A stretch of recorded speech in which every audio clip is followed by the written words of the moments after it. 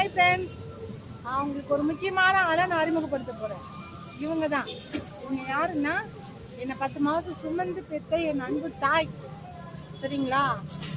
பல பேருக்கு அம்மா ஒரு வரம்னா இவங்க என் சாமி, என் கடவுள். அவ்வளோ நல்லா பார்த்துப்பாங்க.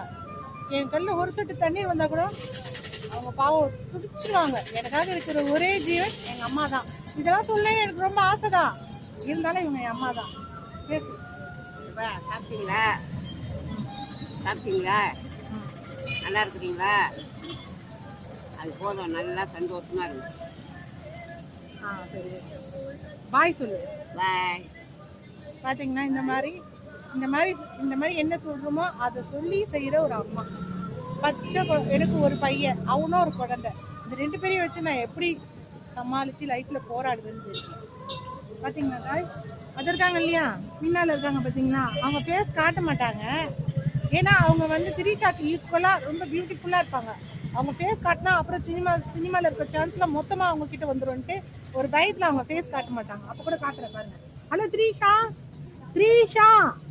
இங்கே பாருங்க, த்ரீஷா பிளாக்ல த்ரீஷா காட்ட மாட்டாங்கங்க. ரொம்ப டிமாண்ட் அவங்களுக்கு. நிறைய ப்ரொடியூசர்லாம் அவங்க கையில் வெயிட் பண்ணுறாங்க, நடிக்க சொல்லி கூப்பிட்றாங்க. ஆனால் அவங்க போக மாட்டுறாங்க. அவங்க பெருந்தன்மை. ஏன்னா அவங்க வீட்டுக்கு கட்டை எடுத்து மண்டையை உடைச்சிடுவார். அதனால லாஸ்ட்டாக எங்கள் அம்மாவுக்கு ஒரு பாய் சொல்லிடுங்க, உங்களுக்கு ஒரு பாய். பாய்.